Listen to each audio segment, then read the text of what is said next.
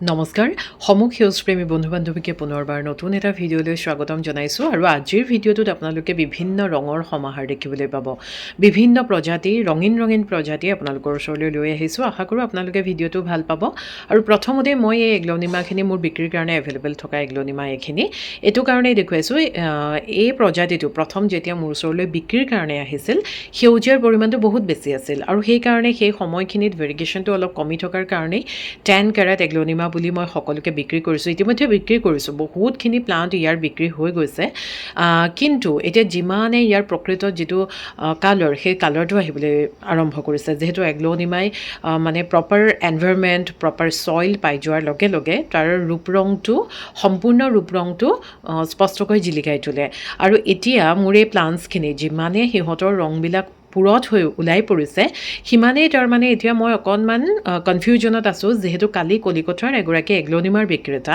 তেখেতে এই প্ৰজাতিটো মোক 14 কেৰেট এগ্লনিমা বুলি কৈছে আৰু সেইকাৰণে মই নিজেই অলপ এতিয়া খেলি মেলি হৈ গৈছোঁ যিহেতু এইটো মই 10 কেৰেট বুলিয়ে বিক্ৰী কৰি আছিলোঁ বাৰু যি কেৰেটেই নহওক কিয় খুব ধুনীয়া প্লাণ্ট বিক্ৰীৰ কাৰণে এভেইলেবল হৈ আছে কিছুমান ডাঙৰ পটত লগাই থোৱা আছে সেইটো আপোনালোকে ৰেডি হৈ থকা অৱস্থাতেই ক্ৰয় কৰিব পাৰিব 2 বছৰমানলৈকে সেই চইলখিনি মানে চেঞ্জ কৰাৰ কোনো প্ৰয়োজন নাই বা নাৰ্চাৰী পটতো আপোনালোকে পাব খুব ধুনীয়া হৈছে ভেৰিগেশ্যন চাওক আৰু কালাৰটোৰ লগতে পুলি বহুত বেছি ওলাইছে ইমান ধুনীয়া হৈছে নহয় প্ৰত্যেকটো প্লাণ্ট যদি আপোনালোকে ল'ম বুলি ভাবিছে লৈ ল'ব যি কেৰেটেই নহওক কিয় 14 কেৰেট অথবা 10 কেৰেট যি কেৰেটেই নহওক খুব ধুনীয়া প্লাণ্ট বিক্ৰীৰ কাৰণে আছে তাৰ পাছতে আপোনালোকক এই প্ৰজাতিটো দেখুৱাইছোঁ এই প্ৰজাতিটো আচলতে দেখুৱাবলৈ পাই মোৰ খুব ভাল লাগিছে যিহেতু এইটো মানে বহুত আগৰে পৰা মোৰ চকুত পৰি আছিল কিন্তু মই কিয় নাজানো অনা নাছিলোঁ কিন্তু এতিয়া এভেইলেবল কৰিছোঁ ইয়াৰ পাতখিনিও কিন্তু বিৰাট ধুনীয়া বেট লিলি বুলি কোৱা হয় ব্লেক বেট লিলি বাঘৰ দাড়ি বুলি কোৱা হয় ফুলপাহ দেখিলেই গম পাব কাষত মই ৰেফাৰেঞ্চ ফটোখনো দি দিছোঁ যিহেতু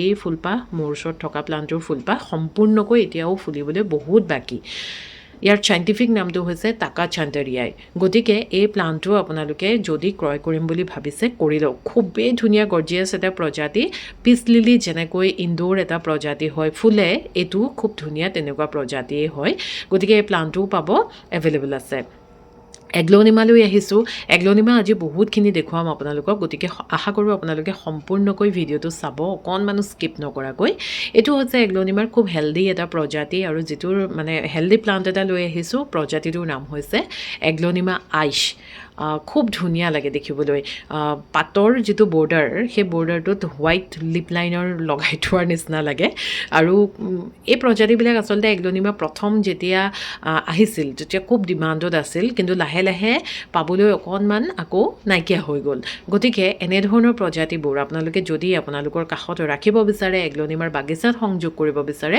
একদম ছুপাৰ হেল্ডি আৰু খুব হাৰ্ডি এটা এগ্লনিমাৰ প্ৰজাতি এগ্লনিমা আইচ খুব ধুনীয়া প্লাণ্ট আপোনালোকে যদি সংগ্ৰহ কৰা নাই কৰি ল'ব পাৰিব তাৰ পাছতে এগ্লনিমাৰ এই প্ৰজাতিটো চাওকচোন এই প্ৰজাতিটোৰ পাতখিনি অকণমান এগ্লনিমাৰ যিটো গল্ডেন পাপায়া বুলি আমি কওঁ সেই প্ৰজাতিটোৰ নিচিনা লাগে যথেষ্ট ডাঙৰ আকাৰৰ প্লাণ্ট খুব ধুনীয়া লাগে দেখিবলৈ এই প্ৰজাতিটো আৰু পটটো এতিয়া বহুত বেছি সৰু হৈ গৈছে শিপা দেখিছে একদম ওপৰত কেনেকৈ বগা বগা হৈ ওলাই পৰিছে এই পটটো এতিয়া চেঞ্জ কৰাৰো সময় হৈছে আৰু এগ্লনিমাক এতিয়া ৰিপৰ্টিং কৰাৰ প্ৰপাৰ টাইম আপোনালোকে যদি ৰিপৰ্টিং কৰিম বুলি ভাবে এগ্লনিমাক তেতিয়াহ'লে খুব ধুনীয়া এটা ছইলত এগ্লনিমাই অলপ ৰাফ ছইল এটা বিচাৰে গতিকে খুব ধুনীয়া এটা ছইলত আপোনালোকে এগ্লনিমাসমূহ ৰিপৰ্ট কৰিব পাৰে এগ্লনিমা ক্ৰয় কৰা আৰু ৰিপৰ্টিং কৰাৰ খুব ধুনীয়া সময় এইটো এই প্ৰজাতিটো বিৰাট ধুনীয়া ডাঙৰ আকাৰৰ প্লাণ্ট এভেইলেবল আছে ল'ব পাৰিব তাৰ পাছতে চাওক এই প্ৰজাতিটো যে সাংঘাতিক ধুনীয়া মানে ইমান বেছি মৰম লাগে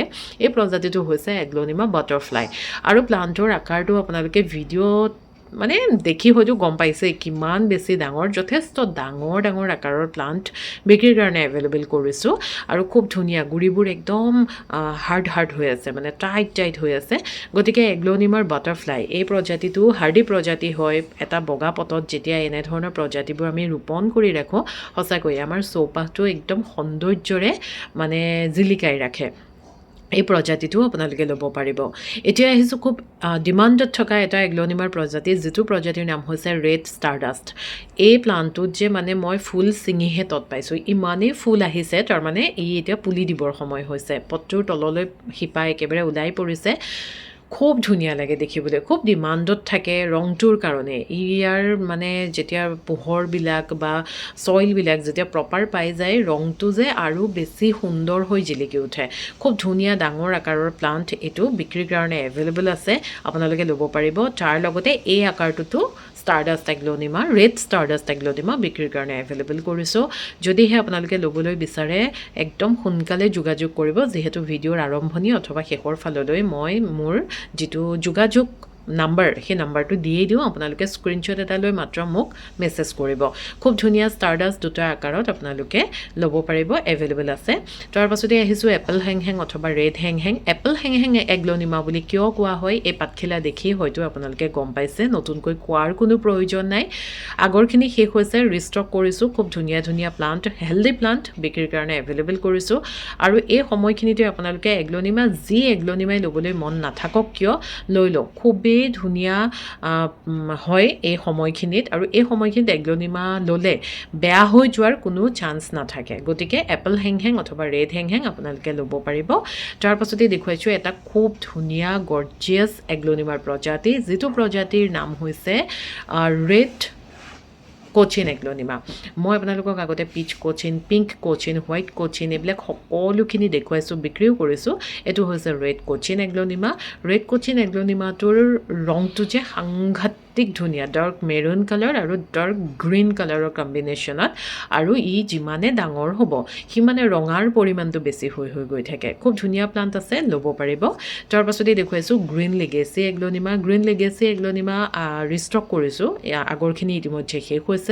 লিগেচি প্ৰজাতি মই যেতিয়াই আপোনালোকক দেখুৱাওঁ তেতিয়াই মই ইয়াৰ পাতৰ চেপটোৰ কথা কিন্তু কওঁৱেই। বাকী এগ্ল'নিমাসমূহৰ লগত ইয়াৰ পাতৰ চেপটো একদম নিমিলে। মই ইয়াৰ আগৰ ভিডিঅ'টোত পিংক লিগেচি দেখুৱাইছিলোঁ আৰু সেইখিনি ইতিমধ্যে বিক্ৰী হৈ শেষ হৈছে। এতিয়া এভেইলেবল হৈছে গ্ৰীণ লিগেচি। যদি আপোনালোকে এনেধৰণৰ খুব স্বাস্থ্যৱান এটা প্লাণ্ট বিক্ৰীৰ কাৰণে এভেইলেবল থকা এটা প্লাণ্ট ল'বলৈ বিচাৰে, সোনকালে যোগাযোগ কৰিব। খুব ধুনীয়া প্লাণ্ট। তাৰ পাছতে এইবছৰ মই আপোনালোকক বিক্ৰীৰ কাৰণে দেখুওৱা নাই যিটো প্ৰজাতি, সেই প্ৰজাতিটো হৈছে ট্ৰাই কালাৰ এগ্ল'নিমা। এইবছৰ প্ৰথম মই ট্ৰাই কালাৰ এগ্ল'নিমা বিক্ৰীৰ কাৰণে এভেইলেবল কৰিছোঁ। যিহেতু এই প্ৰজাতিটো এতিয়া পাবলৈ অকণমান আকৌ মানে অসুবিধা হৈ পৰিছে। মাজতে বহুত বেছি এভেইলেবল হৈ গৈছিলে, কিন্তু এতিয়া লাহে লাহে আকৌ ট্ৰাই কালাৰ এগ্ল'নিমা নোহোৱা হৈ পৰিছে। আকৌ মানে সেই ৰেয়াৰ প্ৰজাতিলৈকে ৰূপান্তৰিত হৈছেগৈ। গতিকে আপোনালোকে দেখিছে কিমান ধুনীয়া হেল্ডি প্লাণ্ট বিক্ৰীৰ কাৰণে আছে। খুব ধুনীয়া ডাঙৰ এটা পটত লগোৱা আছে। ট্ৰাই কালাৰ এগ্ল'নিমা বুলি কিয় কোৱা হয়, আপোনালোকে পাতখিলা দেখিয়েই হয়তো গম পাইছে। তিনিটা ৰঙৰ সংমিশ্ৰণত সংগঠিত হয় আৰু সেইকাৰণে ইয়াৰ নাম হৈছে ট্ৰাই কালাৰ এগ্ল'নিমা। খুব ধুনীয়া হেল্ডি প্লাণ্ট আছে, একদম সুন্দৰ মূল্যত আপোনালোকে ক্ৰয় কৰিব পাৰিব। তাৰপাছতে এইজনাক চাওঁচোন, এইজনাৰ যে ৰংটো এনেকুৱা ধুনীয়া হৈছে, ৰেড ৱাইন এগ্ল'নিমা।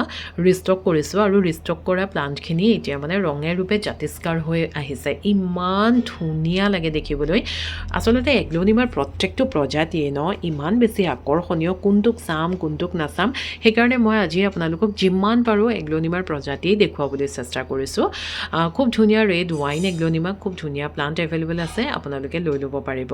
তাৰপাছতে দেখুৱাইছোঁ একদম ভেজাল নথকা ৰেড জাইপং, একদম প্ৰপাৰ ৰেড জাইপং। এইটো হৈছে প্ৰপাৰ ৰেড জাইপং। যিহেতু ভেজাল নথকা বুলি এইটো কাৰণেই কৈছোঁ, জাইপঙৰ বহুতখিনি ভেৰাইটি ইতিমধ্যে ওলাই গৈছে। থাইলেণ্ড ৰেড জাইপং বা এনেকুৱা ধৰণৰ কিছুমান ৰেড জিক্ৰন, সেনেকুৱা ধৰণৰ কিছুমান প্লাণ্ট ওলাই গ'ল।